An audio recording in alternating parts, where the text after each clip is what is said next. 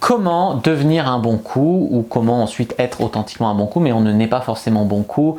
Bonjour à tous et à toutes, c'est Fabrice Julien, coach et auteur, expert en séduction, et dans cette vidéo on va parler de comment devenir un bon coup. Et vous ne le savez peut-être pas, mais je suis l'auteur d'un livre qui s'appelle Le Guide du bon coup, n'hésitez pas à aller checker tout ça.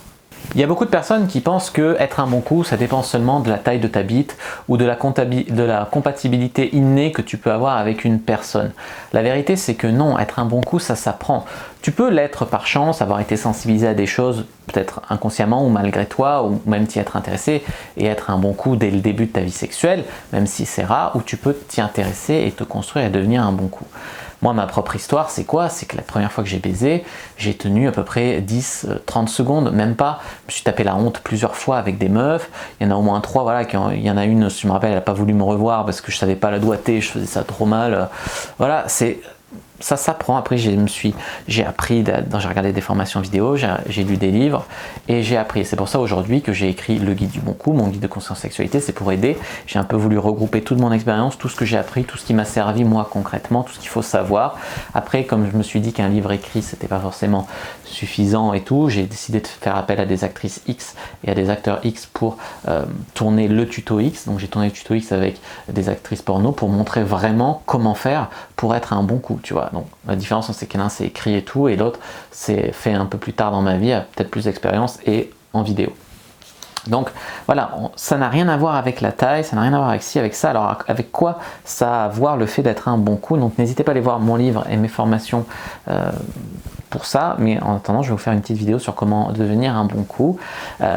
Voilà, tenez-vous au courant sur mon site aussi, comme ça vous serez au courant de toutes les formations. Inscrivez-vous à la newsletter dans la description. Alors, comment être un bon coup? Eh bien, déjà, c'est une première question, c'est d'être dans le respect de l'autre, tu vois.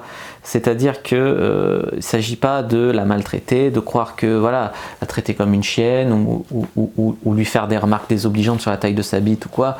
Être un bon coup, c'est rester respectueux du sexe et de votre partenaire. Ça passe aussi par le fait de ne pas mentir, de mettre la capote, de faire régulièrement des tests, de savoir si on a des MST, IST, etc. D'être responsable un petit peu.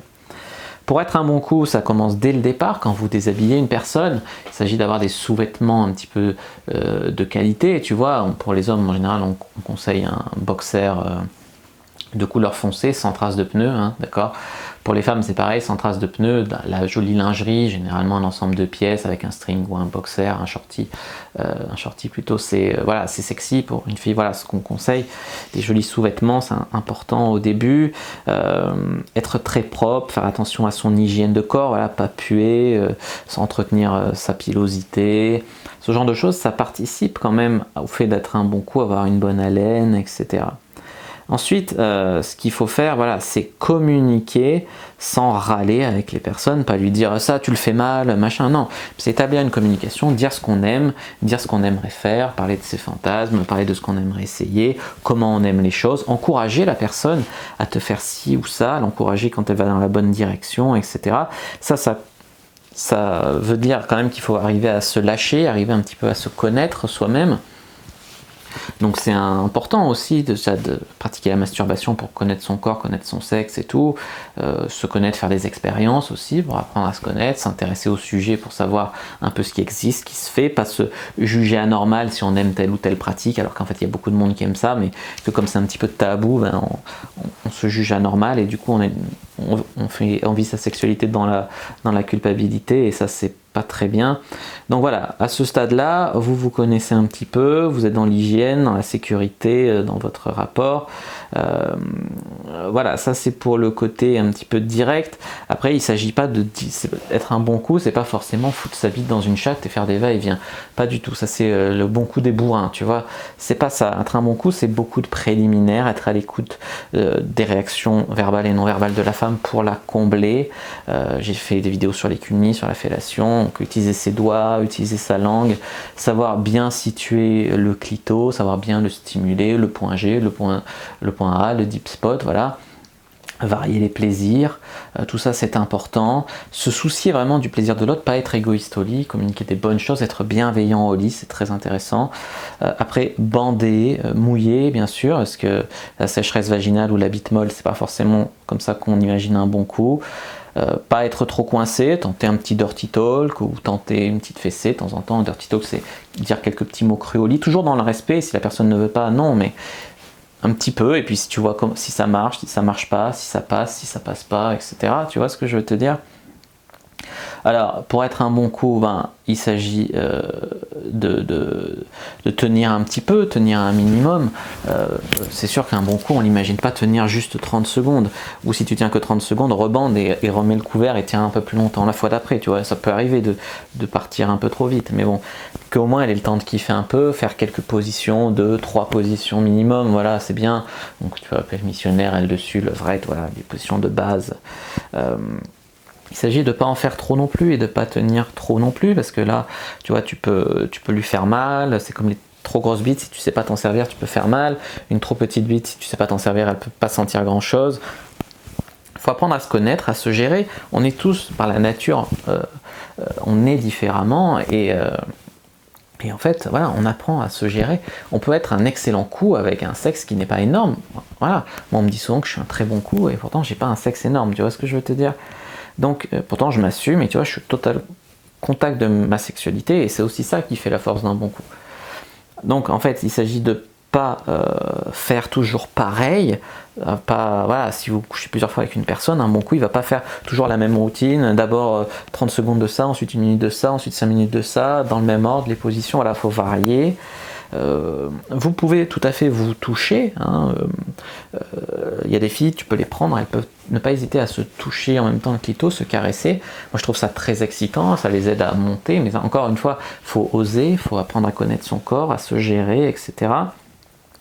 Une des plus grosses erreurs que l'on peut faire, c'est croire tout ce qu'on voit dans le porno, croire que le sexe dans la vie réelle, c'est le sexe du porno. Il y a très très peu de porno réaliste. Il ne s'agit pas non plus de hurler comme une actrice porno, de traiter les femmes comme dans certains pornos qui sont un peu extrêmes. Là, faire bien la différence entre la vie réelle et le porno.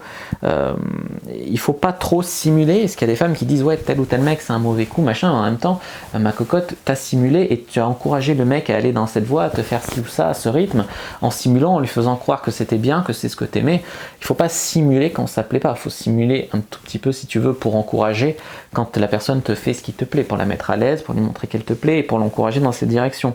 Mais si tu simules n'importe comment, ça peut te retomber dessus. Voilà ce que je veux te dire. Une erreur aussi vis-à-vis des sous-vêtements, c'est les personnes qui croient aussi ce qu'elles voient dans les films et elles voient la personne et comme dans les films, je t'arrache sauvagement ta chemise, je te la casse en deux, tu sais, la chemise à 50 € bientôt, tu peux la vraiment un mauvais coup, c'est pas un bon coup, c'est pas forcément un coup qui va t'arracher tes vêtements et faire, voilà, il faut arrêter de croire ce qu'on voit aussi. Je parle des films, mais je parle pas forcément que des films porno, parce qu'il y a des films grand public où on voit ce genre de choses. On voit aussi voilà, des gens qui s'obligent à dominer ou à être soumis alors que ça ne correspond pas à leur caractère. Encore une fois, il faut se connaître, il ne faut pas faire mal à la personne. Tu sais, il y a des personnes qui te griffent trop, il faut arriver à se réfréner à ce côté-là, pas marquer la personne à vie parce qu'elle couche avec toi une fois, tu vois, grosse griffure dans le dos, pas lui faire mal. Si tu fais un peu tu l'étrangles un peu en mode BDSM, il ne faut pas le faire fort du tout, tu peux juste un tout petit peu attraper la gorge. Si elle veut pas, c'est non, tu oublies, faut pas se serrer, il faut qu'au moindre signe tu fasses très attention, il faut être très prudent. La sécurité c'est important, que ce soit de mettre le préservatif, mais aussi dans tes pratiques de ne pas faire mal à la personne. Moi j'ai un pote, il s'est emballé, il a cassé la hanche d'une fille en la baisant trop fort. Il y avait une sacrée différence de gabarit entre les deux, faut dire, mais là faut faire attention à ce genre de truc. Ça m'étonnerait qu'elle l'élise meilleur coup de ma vie, le mec il l'a envoyé à l'hosto, il lui a cassé la jambe, laisse tomber, tu vois. Voilà, et après, être un bon coup, ça ne s'arrête pas forcément au fait d'avoir baisé, ça s'arrête après le sexe. Il ne s'agit pas de foutre la personne dehors, un petit câlin post-coïtal, pas s'endormir derrière, établir une communication, continuer à parler peut-être. C'est le moment où tu peux parler plus sincèrement, tu vois, de ce que tu aimes, de fantasmes, de ce que tu aimerais faire la prochaine fois, de si tu voudrais faire un plan à 3, de si tu voudrais aller en club libertin, etc.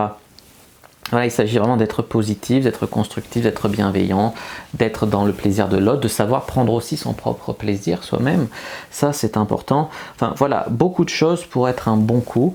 Moi, je vous invite à lire le guide du bon coup, à jeter un œil à ma formation vidéo, le tuto X. Là, vous prendrez peut-être vraiment conscience de beaucoup de choses, même si cette petite vidéo pourra vous aider. En tout cas, ça n'a rien à voir avec la taille.